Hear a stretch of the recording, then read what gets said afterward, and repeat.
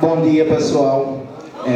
Primeiro, é um prazer estar aqui. Eu estava no CONUNE passado, construindo um movimento por Universidade Popular, e agora volto nesse CONUNE. Não sou mais jovem estudante, mas continuo apoiando o movimento por Universidade Popular, esse adesivo aqui, e é um prazer estar com todos vocês, camaradas, companheiros, companheiras, militantes do Brasil todo. Veja, esse debate atual sobre guerras híbridas e os termos correlatos, ele é um debate sobre imperialismo. Guerras híbridas, lawfare, enfim, todos esses conceitos de guerra jurídica, de guerra simétrica, de manipulação neocortical, enfim, vários termos que se usam para tratar da geopolítica, é um debate sobre imperialismo, em que muda-se a tática, mas o conteúdo é o mesmo. É a dominação do império, do imperialismo, que é centrado no imperialismo norte-americano, sobre toda a periferia do sistema dos países e os povos dependentes, coloniais e semicoloniais. Então, essa é a primeira coisa muito importante. Esse é o debate sobre imperialismo. E por que isso é importante? A partir dos anos 90, no conjunto da esquerda mundial, o debate sobre imperialismo saiu de moda. Tem um estudo do John Bellamy Foster, que está publicado no livro Teoria Marxista Hoje, publicado no Brasil pela Expressão Popular, em que ele fez um levantamento nas principais revistas acadêmicas do mundo em língua inglesa.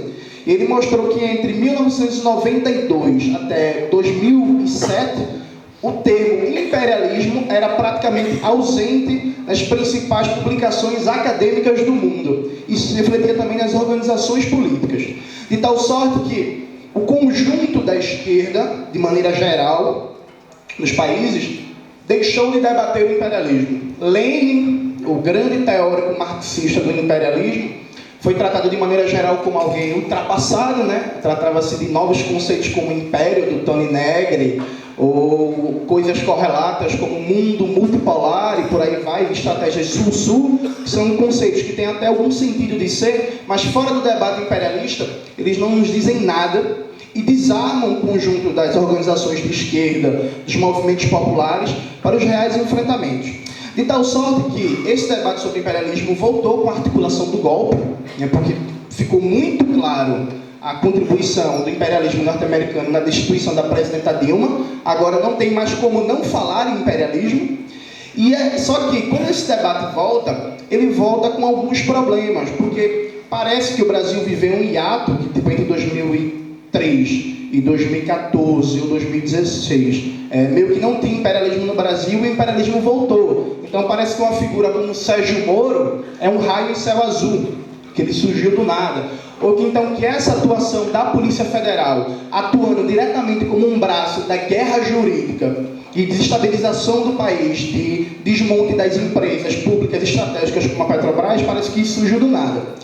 Frente a isso, como eu acho que o debate sobre imperialismo nunca saiu de moda, no sentido de que nunca deixou de ter importância política e teórica, e nunca vai deixar de ter enquanto a gente não fizer a Revolução Socialista Brasileira, eu em 2017 escrevi um artigo para o site do PCB, que o título é O Preço do Republicanismo Ingênuo, o caso da Polícia Federal. Tirei 24 horas do meu dia, estava numa insônia muito boa, aí resolvi produzir. Aí fiz uma pesquisa rápida sobre a influência do imperialismo estadunidense na Polícia Federal. Porque me chamou muita atenção como a Polícia Federal, de maneira aberta, descarada, Porque assim, não tem mais, eles não tapeiam mais, Eles não escondem mais, é um negócio descarado. Como a Polícia Federal, por exemplo, entrou nessa guerra jurídica. E eu consegui alguns levantamentos de dados que estão nesse texto. Por exemplo, em 2014, a CIA participou de uma operação chamada Operação Vampiro, da PF. Foi uma parceria entre a CIA e a PF, isso público, documentado, está no jornal Folha de São Paulo. Em 7 de janeiro de 2003, saiu uma notícia na Folha de São Paulo falando que estava tendo uma controvérsia muito grande na Polícia Federal, porque tinha uma parceria da PF com o DEA, o Departamento de Combate às Drogas dos Estados Unidos, em que a PF todo ano recebia 10 milhões de reais. O presidente da Federação Nacional dos Policiais Federais, Francisco Garisto, na época, afirmou: é um dinheiro maldito que causa muita discórdia na PF. Em 2003, isso ainda causava discórdia.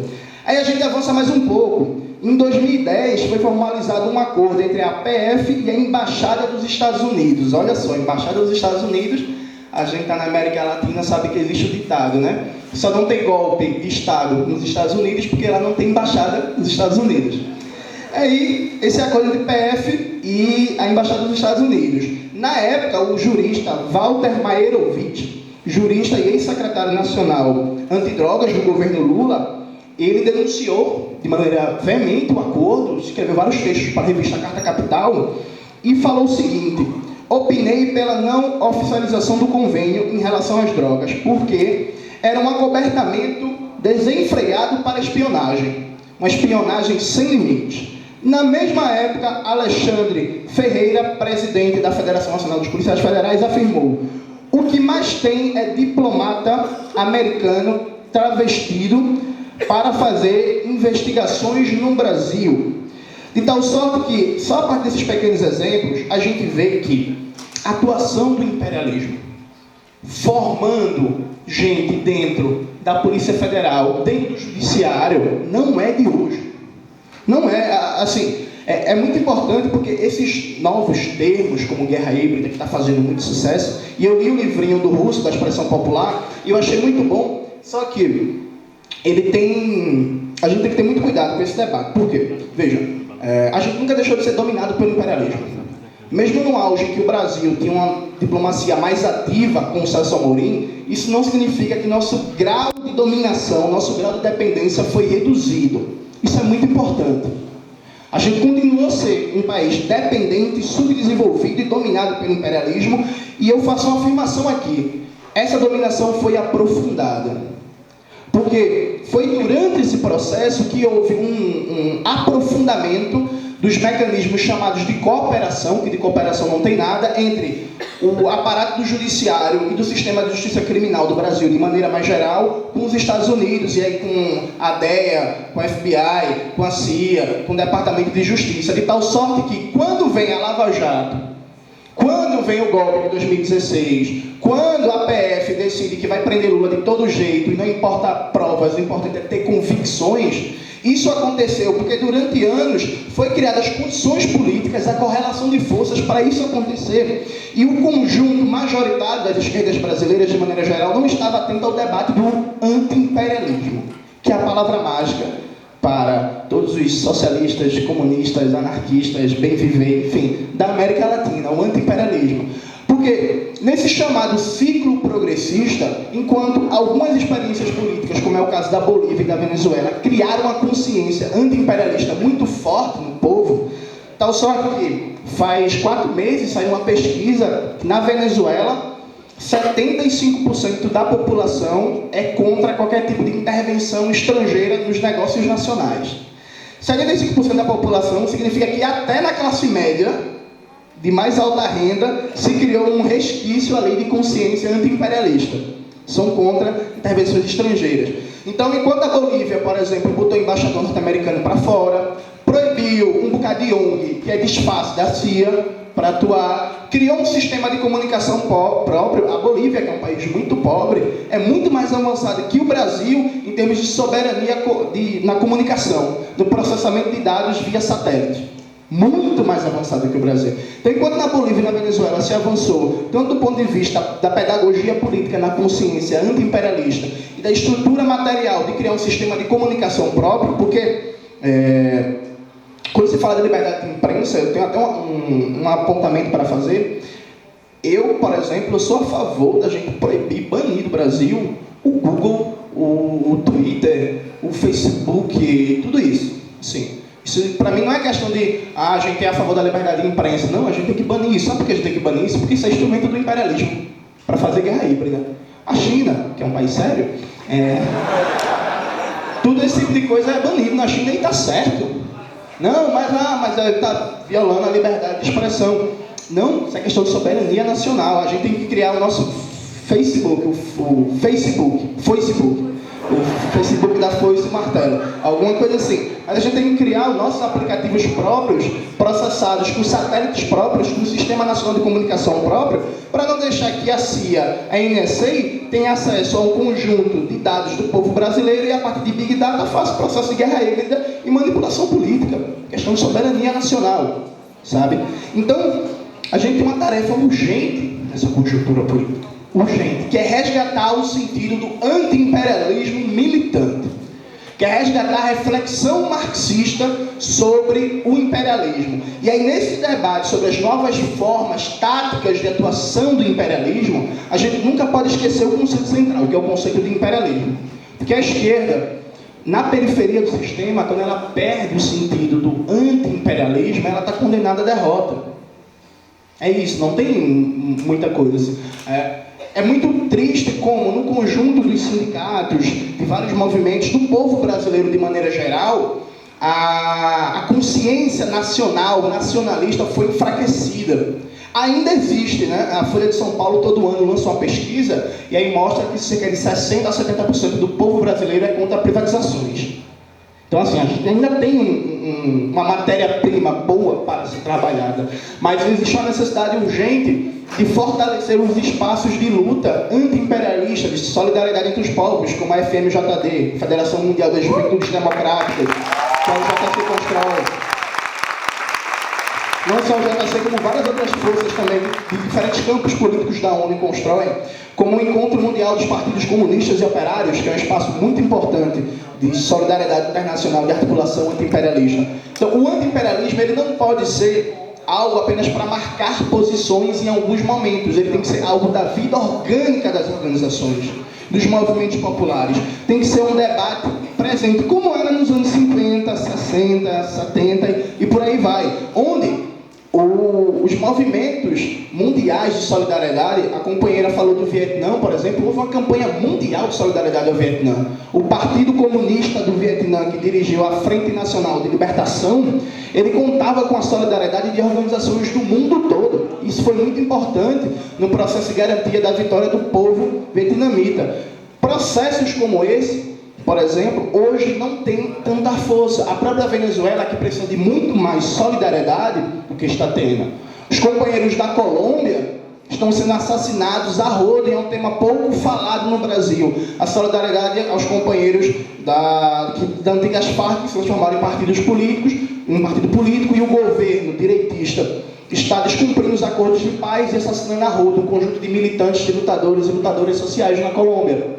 Assim como o processo de solidariedade ao Haiti. Haiti, que por sinal, isso é um elemento importante, foi vítima de uma ocupação neocolonial com participação do Brasil, infelizmente, é o que tem que ser dito. Participação do Brasil, e vários desses generais que estão agora mandando no governo Bolsonaro cresceram politicamente nessa ocupação neocolonial.